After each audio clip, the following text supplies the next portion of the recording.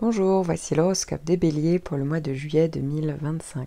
Avant de commencer, sachez que cet horoscope est une interprétation générale. Pour une analyse précise et personnalisée basée sur votre thème astral, je propose des consultations individuelles. Vous trouverez le lien en description sous la vidéo. Vous trouverez également le lien, en plus des consultations, de mes formations en ligne, et notamment une formation complète dédiée aux prévisions professionnelles. Vous serez guidé pas à pas pour apprendre à repérer les transits planétaires et interpréter par vous-même les périodes clés pour agir, évoluer ou patienter, ou tout simplement comprendre une situation. Tout est pensé pour être simple, clair et surtout concret avec les techniques que j'utilise moi-même en consultation. En attendant, vous pouvez découvrir tous mes articles astro sur ma page Instagram. Bélier, premier décan. Si vous n'êtes pas du premier décan, vous pouvez gagner du temps en cliquant en description sous la vidéo sur votre décan. Et si vous êtes du premier décan, alors le mois de juillet, clairement, vous allez avoir toutes les planètes. Je parle même pas des petites là, je parle vraiment des planètes importantes, celles qui sont en toile de fond, celles vraiment qu'on ressent sur du long terme, vous voyez. Donc vous allez continuer d'avoir... Alors là, ça va concerner tout le monde. Effectivement, tout le monde n'est pas concerné par toutes les planètes, je tiens à le préciser. Mais en tout cas, votre décan, oui.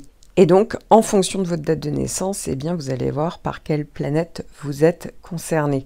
Alors évidemment, si vous êtes du début du décan, vous êtes largement plus concerné par les grosses planètes que si vous êtes plutôt de la fin du décan. Néanmoins, vous allez tout savoir ce mois-ci, Jupiter qui fait un carré. Alors heureusement, c'est qu'un seul passage, mais voilà, le temps que Jupiter traverse tout votre décan, effectivement, là, pour le mois de juillet, tout le monde est concerné donc par ce carré de Jupiter. Alors, comme c'est fait aussi partie des planètes importantes en toile de fond, j'en parle plus longuement des effets si ça vous intéresse dans votre horoscope annuel, mais pour vous résumer un petit peu, pour synthétiser, eh bien Jupiter en carré, c'est quand même la planète, pour certains d'entre vous, vous allez le ressentir comme ça, des excès. Donc ça peut donner au niveau des effets concrets en fait.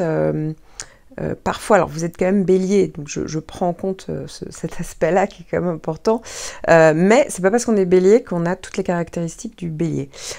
Donc pour la plupart d'entre vous, effectivement, ça peut surdimensionner l'ego, les ambitions, on a envie d'aller...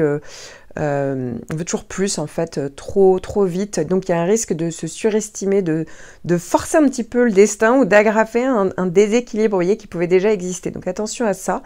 Pour d'autres, ça peut être plus des tensions avec l'autorité ou dans les prises de décision, voilà, on a du mal à être dans le compromis.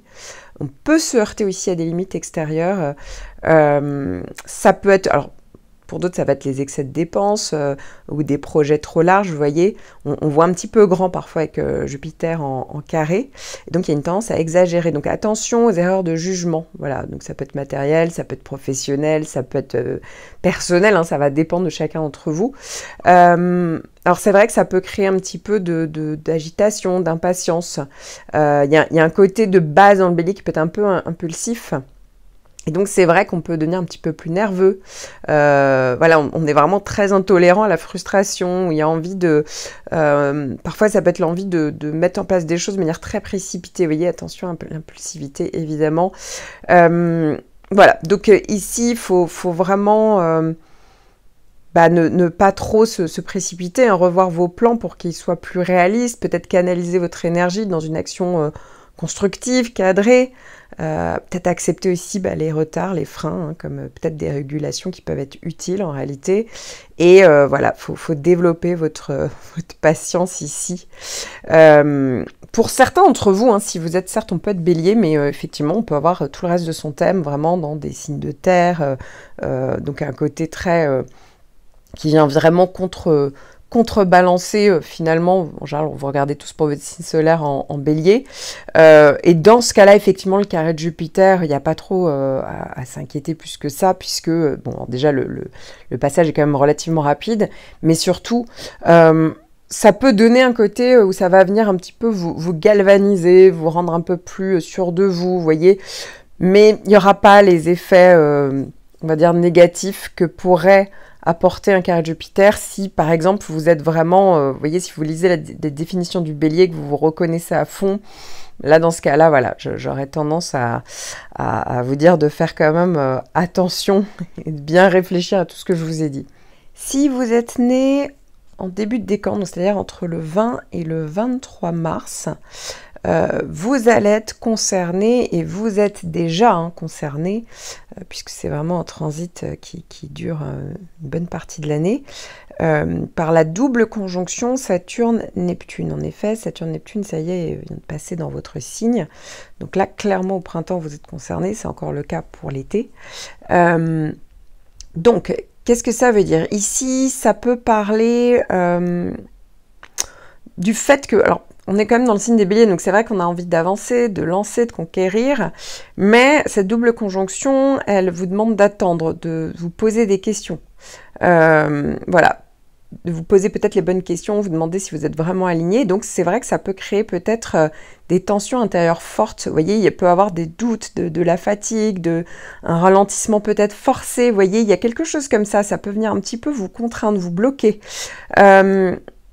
Il y a le besoin aussi de peut-être vous obliger à incarner peut-être un projet ou une mission un peu plus vaste.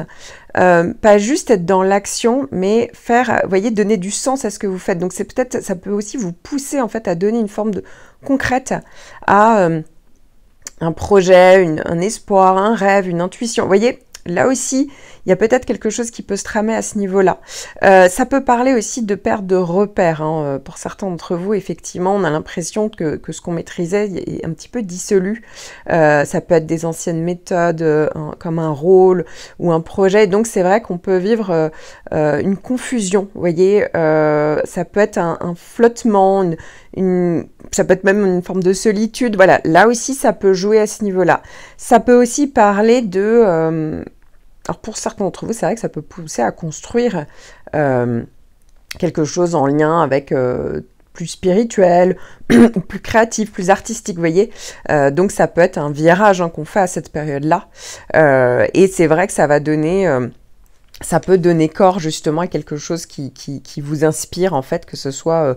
tant au niveau du ressenti, ça peut être en lien avec la spiritualité, effectivement, ou ça peut être aussi en lien avec, comme je le disais, tout ce qui est créativité. Et là, effectivement, ça peut vous aider à donner forme, à faire le tri et pouvoir mettre en place quelque chose de plus concret. Vous voyez, quelque chose qui était plus ressenti, de l'ordre du ressenti de l'invisible.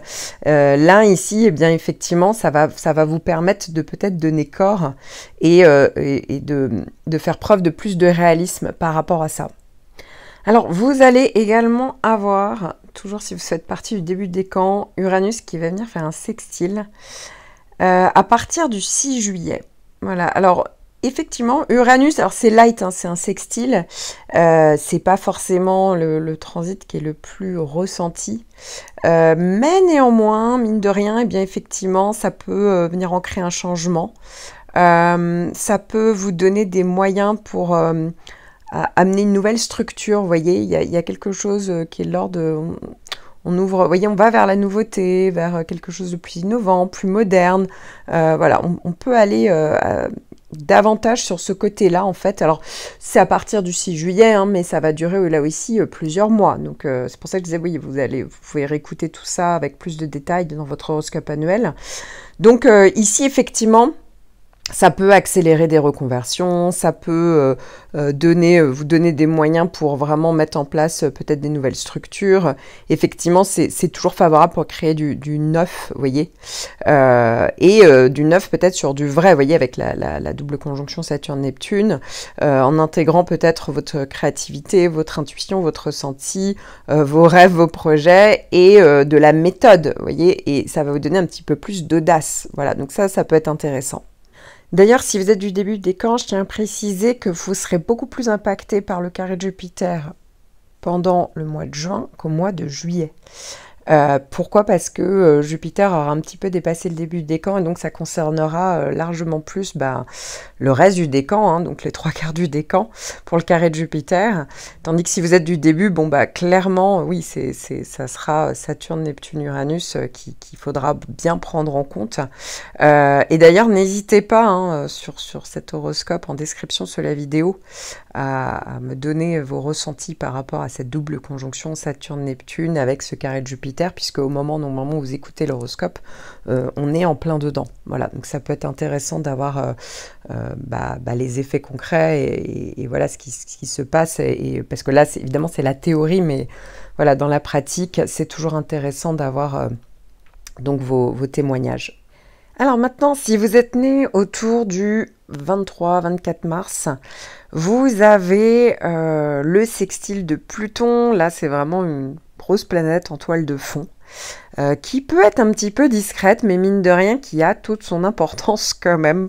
Et je vais vous expliquer pourquoi. Alors déjà, c'est un sextile, donc ça veut dire que c'est Pluton qui est à 60 degrés du point de votre thème. En général, vous regardez tous pour votre soleil natal, et ça veut dire que c'est vraiment un aspect qui vient faciliter. Et qui vient faciliter quoi? Une transformation en profondeur, mais sans l'imposer brutalement. Vous voyez ce que je veux dire? Donc en fait, ça va vous amener petit à petit à avoir des prises de conscience. Ça va soutenir, vous voyez, une espèce de régénération personnelle. Ça peut être le fait de reprendre le pouvoir sur vous, sur une situation.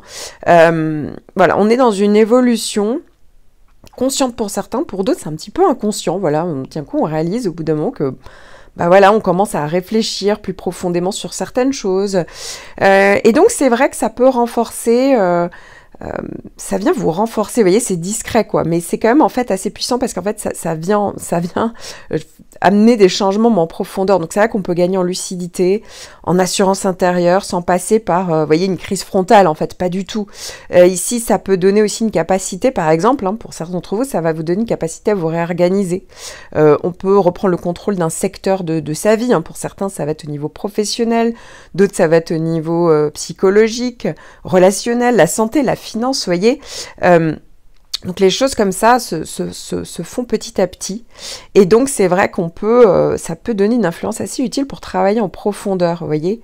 Voilà, donc ça peut être stratégique, ça peut être créatif, ça peut être psychologique. Bref, c'est quand même une bonne planète à ce niveau-là, Pluton. Et c'est vrai que ça peut vous donner un accès à un pouvoir personnel peut-être plus maîtrisé, vous voyez.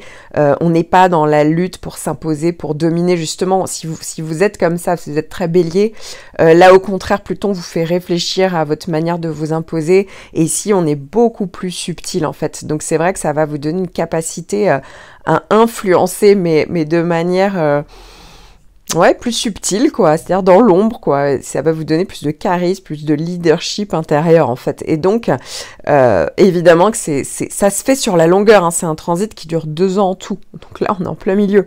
Ça peut parler d'une purification, hein, aussi. Il y a quand même une espèce de petite purge, en fait, qui se met en place. Et c'est vrai qu'on laisse tomber ce qui est obsolète avec plus de fluidité, comme s'il y avait une mue, mais vous voyez, qui se faisait assez naturellement.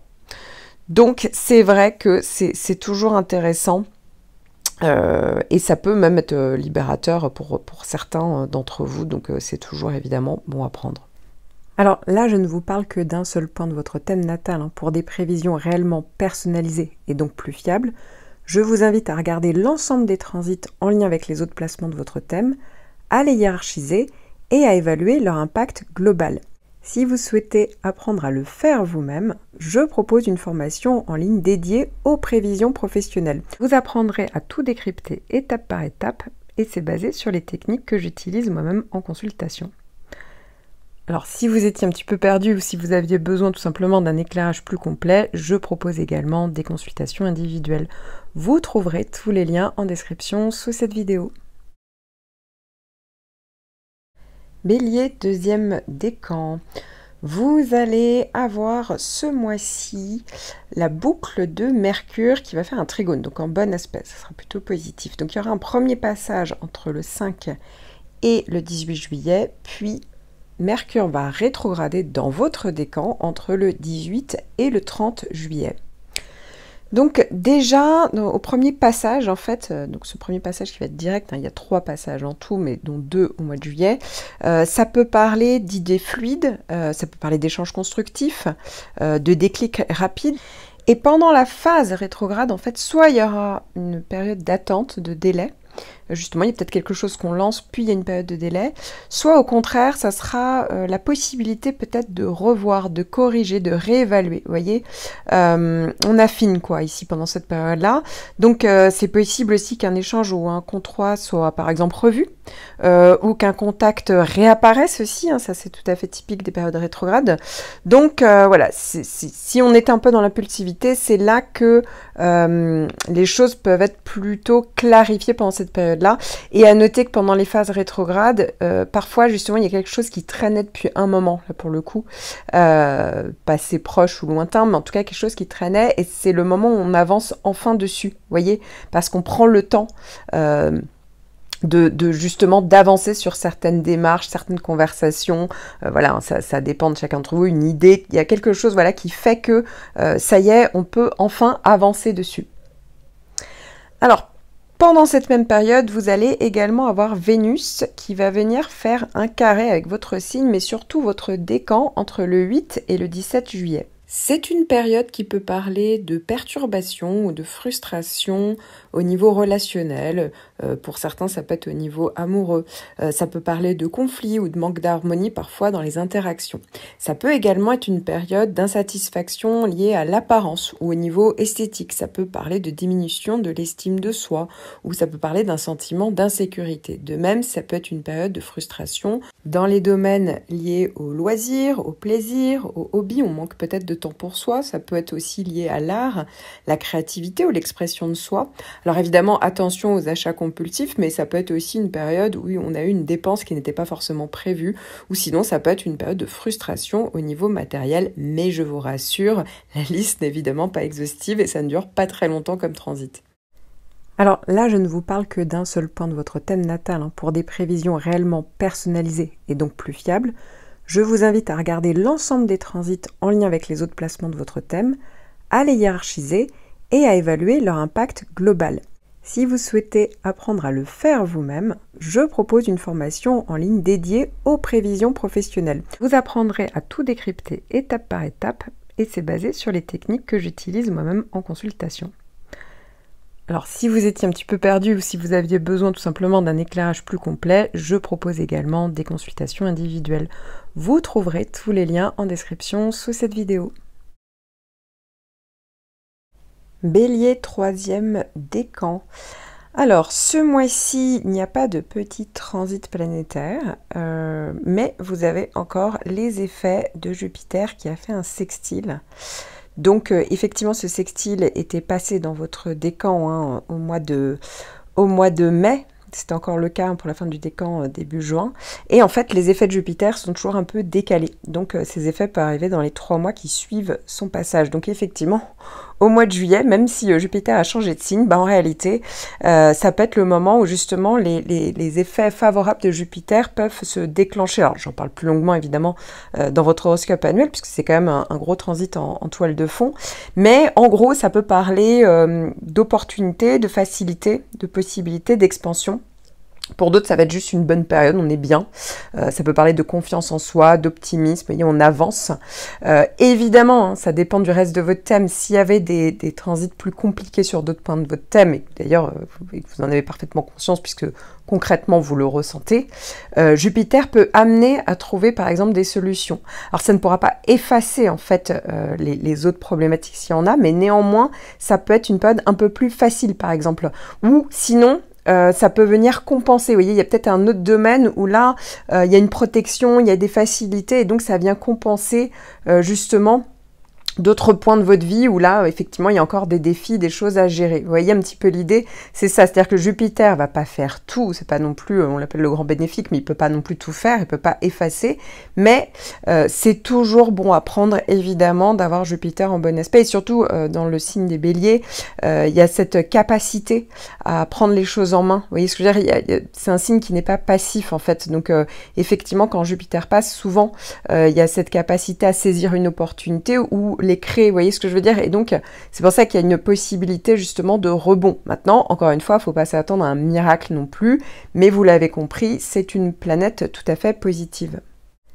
Alors là, je ne vous parle que d'un seul point de votre thème natal. Pour des prévisions réellement personnalisées et donc plus fiables, je vous invite à regarder l'ensemble des transits en lien avec les autres placements de votre thème, à les hiérarchiser et à évaluer leur impact global. Si vous souhaitez apprendre à le faire vous-même, je propose une formation en ligne dédiée aux prévisions professionnelles. Vous apprendrez à tout décrypter étape par étape et c'est basé sur les techniques que j'utilise moi-même en consultation. Alors si vous étiez un petit peu perdu ou si vous aviez besoin tout simplement d'un éclairage plus complet, je propose également des consultations individuelles. Vous trouverez tous les liens en description sous cette vidéo.